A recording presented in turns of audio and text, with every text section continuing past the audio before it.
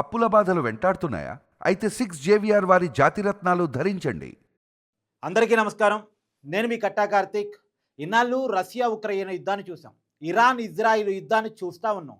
కానీ ఇప్పుడు సరికొత్తగా ట్రంప్ వర్సెస్ పుతిన్, అంటే అమెరికా వర్సెస్ రష్యాని చూడబోతా ఉన్నాం. మీరింటుంది. ఇప్పుడు పుతిన్ లేటెస్ట్గా ట్రంప్కి ఒక కీలకమైన వార్నింగ్ ఇచ్చాడు. ఇంతకుముందు రష్యా ఉక్రెయిన్ యుద్ధంలో అమెరికా ఇండైరెక్ట్గా ఉక్రెయిన్కి సపోర్ట్ చేసింది, ఆయుధాలు ఇచ్చింది, ఫండింగ్ చేసింది, ఇలా రకరకాలుగా సహాయం చేసింది బైడెన్ ఉన్నప్పుడు.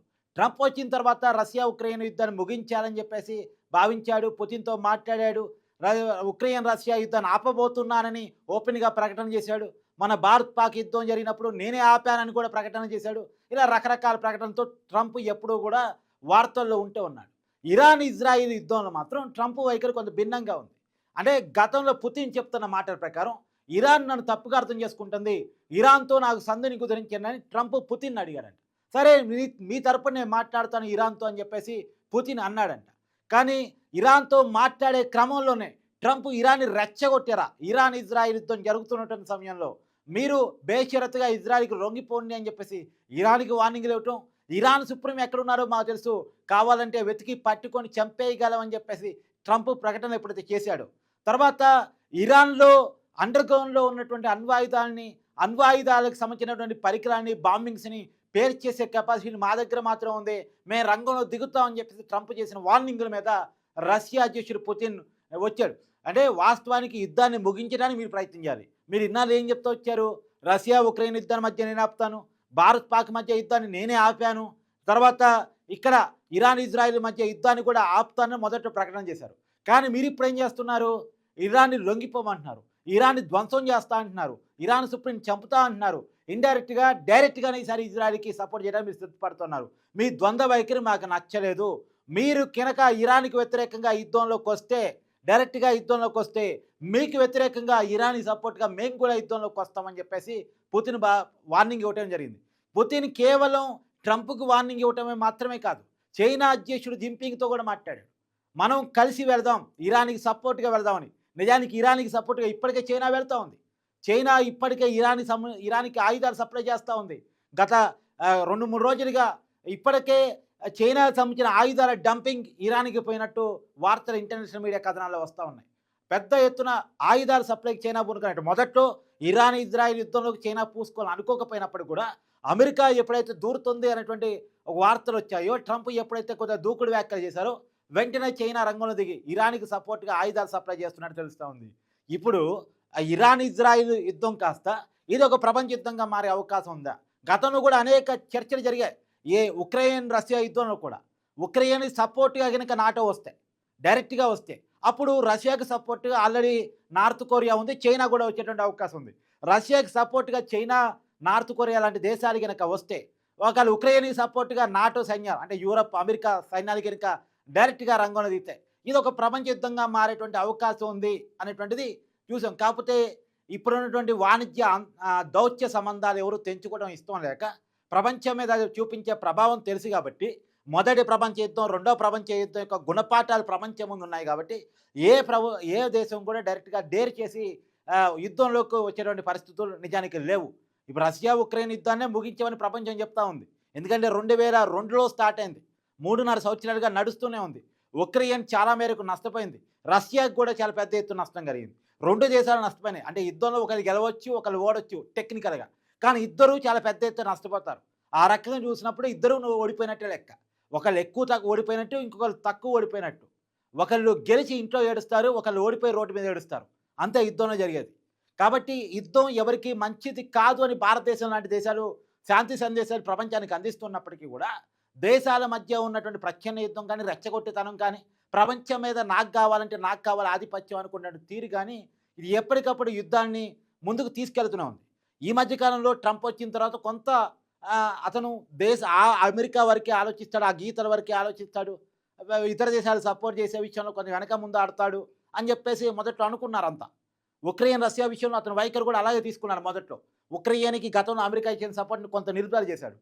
అదే టైంలో యూరప్స్ చెప్పింది, అమెరికా సహాయాన్ని ఆపేస్తే ఆ సహాయాన్ని కూడా మేమే చేస్తాం, ఆయుధ సామగ్రిని సహాయం చేస్తాం, తర్వాత అవసరమైతే ఉక్రెయిన్ తరపున వచ్చి రష్యా మీద యుద్ధం చేస్తామని కూడా చెప్పింది. కానీ వెంటనే పుతిన్ కామెంట్ చేశాడు, మీరు గనక ఉక్రెయిన్కి సపోర్ట్గా డైరెక్ట్గా యుద్ధంలోకి వస్తే నేను మీ మీద యుద్ధం ప్రకటిస్తానని చెప్పాడు. కానీ ఆ ప్రకటన వలన ఏమో కానీ మొత్తానికి యూరోప్ యుద్ధంలోకి రాలేదు, బ్రిటన్ యుద్ధంలోకి రాలేదు. నిజానికి అప్పట్లో వార్తలు వచ్చాయి, నేను కూడా ఒక వీడియో చేశాను. నిజానికి ఆ యూరోప్ కనుక యుద్ధంలోకి వస్తే ఆల్రెడీ పుతిన్ లండన్ నగరాన్ని టార్గెట్ చేసి పెట్టుకున్నాడు. ఉక్రెయిన్ మీద అణ్వాయుధాన్ని బాంబుల్ని వదలటానికి పుతిన్ ఆలోచిస్తాడు కానీ యూరోప్ మీద వదలటానికి ఏమాత్రం ఆలోచించాడు. లండన్ మీద వదలటానికి ఏమాత్రం ఆలోచించాడు. లండన్ ఆల్రెడీ పుతిన్ టార్గెట్గా పెట్టుకున్నాడు. కాకపోతే కారణం కావాలి. యూరోప్ డైరెక్ట్గా యుద్ధంలోకి వస్తే అప్పుడు వదులుతాడు. కారణం లేకుండా అణ్వాయుధాలు వదలడు పుతిన్, వదలకూడదు కూడా. అంటే కారణం కావాలి పుతిన్కి. యూరోప్ డైరెక్ట్గా కనుక ఉక్రెయిన్కి సపోర్ట్గా వస్తే అప్పుడు లండన్ నగరాన్ని టార్గెట్ చేస్తాడు పుతిన్. నేను గతంలో కూడా ఆ విషయాన్ని నేను వీడియో చేశాను. ఇప్పుడు పుతిన్ వార్నింగ్స్ కూడా చాలా క్లియర్గా చూడండి. అప్పుడు యూరోప్ నేను ఉక్రెయిన్కి సపోర్ట్గా యుద్ధానికి వస్తా అన్నప్పుడు నువ్వు వస్తే నీ సంగతి చూస్తా, నీ దేశం మీదకి నేను యుద్ధానికి సిద్ధం అని చెప్పేసి పుతిన్ ప్రకటన చేశాడు. సరే తన దేశం మీదకి వస్తానని సరే పుతిన్ ప్రకటన చేశాడేమో అనుకుందాం. కానీ ఇప్పుడు ఏకంగా అమెరికా అధ్యక్షుడు కూడా వార్నింగ్ ఇచ్చాడు. ఇరాన్కి అంటే ఇరాన్ మీదకి ఇజ్రాయెల్ సపోర్ట్గా కనుక యుద్ధానికి వెళ్తే మేము ఇరాన్కి సపోర్ట్గా నీ మీద యుద్ధానికి వస్తాం. నేను మాత్రమే కాదు, నాతో పాటు చైనా కూడా వస్తుంది, నాతో పాటు నా సపోర్ట్ దేశాలన్నీ వస్తాయి అని పుతిన్ ప్రకటన చేశాడు. అంటే అవసరమైతే ప్రపంచ యుద్ధంగా మార్చడానికి పుతిన్ రెడీగా ఉన్నాడు. అంటే పుతిన్ ఆలోచన ఏంటంటే డైరెక్ట్గాను ఇండైరెక్ట్గాను నేను ఉక్రెయిన్ మీద మాత్రమే ఎట్టాకు యుద్ధం చేయట్లేదు, అట్టా అమెరికా మీద యుద్ధం చేస్తూనే ఉన్నా. 3 సంవత్సరాలుగా అమెరికా మీద యూరోప్ మీద యుద్ధం చేస్తూనే ఉన్నా. ఎందుకంటే ఉక్రెయిన్గా పోరాటలేదు. ఉక్రెయిన్ సైన్యం అమెరికాది, ఆయుధాలు అమెరికావి, డబ్బులు అమెరికావి లేదా యూరోప్వి. యూరోప్ నుంచి వచ్చిన డబ్బులతోనూ అమెరికా నుంచి వచ్చిన డబ్బులతోనూ ఆయుధాలతోనే ఉక్రెయిన్ నా మీద ఇన్నాళ్ళుగా యుద్ధం చేస్తూ ఉంది. కాబట్టి ఎట్లాగూ ఇన్నాళ్ళుగా యుద్ధం చేస్తూనే ఉన్నాను అమెరికా మీద, యూరోప్ మీద. అంటే ఇండైరెక్ట్గా యుద్ధం చేస్తున్నాను, ఇండైరెక్ట్గా చేసే యుద్ధం డైరెక్ట్గానే చేద్దాం అని చెప్పేసి పుతిన్ తెగించి కూర్చున్నాడు. యుద్ధాన్ని ఉక్రెయిన్ లొంగిపోవాలంటే అమెరికాకో యూరోప్కో బుద్ధి చెప్పాలి, అమెరికాకో యూరోప్కో బుద్ధి చెప్పకుండా ఉక్రెయిన్ నాకు లొంగిపోదు అనే ఆలోచనతో పుతిన్ ఉన్నాడు. అవసరమైతే చైనా సపోర్ట్ తీసుకున్న రెడీగా ఉన్నాడు, చైనా కూడా ఇవ్వడానికి రెడీగా ఉంది. ఎందుకంటే చైనాకు కూడా అమెరికా అంటే కోపము శత్రుత్వం ఉంది. అది సిద్ధాంతపరంగా ఉంది, ఫైనాన్షియల్ వార్ ఉంది వాళ్ళిద్దరి మధ్య, ఆర్థికంగా రెండో దేశం మొదటి దేశం వాళ్ళిద్దరి మధ్య రకరకాల వాళ్ళు ఉన్నాయి. ఈ మధ్య ట్రంప్ వచ్చిన తర్వాత టారిఫ్ వార్ కూడా ఉంది. సరే టారిఫ్ వార్ కొంత రాజీ పడిందేమో కానీ చాలా రకాల ఫైనాన్షియల్ వార్స్ ఉన్నాయి. తర్వాత సిద్ధాంత పరంగా కూడా వాళ్ళిద్దరి మధ్య తగాదా ఉంది. కాబట్టి ఏది ఏమైనా ప్రపంచం మధ్య ఒక చిన్నపాటి కన్ఫ్యూజన్ ఏంటంటే ఎవరితో పోరాడుతున్నారు. పేరుకి మనకు కనపడే దేశాలు వేరు, రష్యా ఉక్రెయిన్, ఇజ్రాయిల్ ఇరాన్, లేదా ఇజ్రాయిల్ పాలస్తీనా. ఇది మనకు కనపడేటువంటి థియరీ. కానీ కనపడని థియరీ ఏంటంటే పాలస్తీనా వెనక ఎవరున్నారు, ఇరాన్ వెనక ఎవరున్నారు, ఉక్రెయిన్ వెనక ఎవరున్నారు. ఇది మనం చూడాల్సిన జియో పాలిటిక్స్. నిజానికి చిన్న దేశాలు కూడా ఇలా పెద్ద దేశాన్ని ఎదిరించి నిలబడుతున్నాయంటే మన భారత్ పాక్ యుద్ధంలో కూడా పాకిస్తాన్ వెనక ఎవరున్నారు? పాకిస్తాన్ వెనకాల చైనా ఉంది, పాకిస్తాన్ వెనకాల అమెరికా ఉంది. అది విచిత్రం. పాకిస్తాన్ వెనకాల పడని అమెరికా చైనా ఉన్నాయి, మరి అమెరికాకి చైనాకి పడదు. కానీ పాకిస్తాన్ వెనకాల వాళ్ళిద్దరూ ఉన్నారు. ఎవరు అవసరాలు వాళ్ళవి. మనం చూసాం కదా, పాకిస్తాను సేనాధిపతికి అమెరికా అధ్యక్షుడు ట్రంప్ పిలిచి తన వైట్ హౌస్లో తన క్యాబినెట్ రూమ్లో కూర్చోబెట్టుకుని మాట్లాడాడు. ఎంత దారుణం చూడండి. పాకిస్తాన్ అసలు దేశమా? అది ఉగ్రవాద స్థావరం. దాంట్లో ఆర్మీ చీఫ్గా ఉన్నటువంటి వ్యక్తి డైరెక్ట్ ఉగ్రవాది లాగానే మాట్లాడతాడు. అలాంటి వ్యక్తిని ట్రంప్ పిలుచుకొని పాకిస్తాన్ ప్రైమ్ మినిస్టర్ని కూర్చోబెట్టుకున్నాడన్నా ఓకే, అమెరికా అధ్యక్షుడు స్థాయిలో. కానీ పాకిస్తాన్ ఆర్మీ చీఫ్ని తన క్యాబినెట్ రూమ్ పిలిపించుకొని మాట్లాడటం మనం గతంలో మొన్న లేటెస్ట్గా చూసాం మనం. సో ఇదంతా నడుస్తుంది జియో పాలిటిక్స్లో. కానీ ఏది ఏమైనా ఇరాన్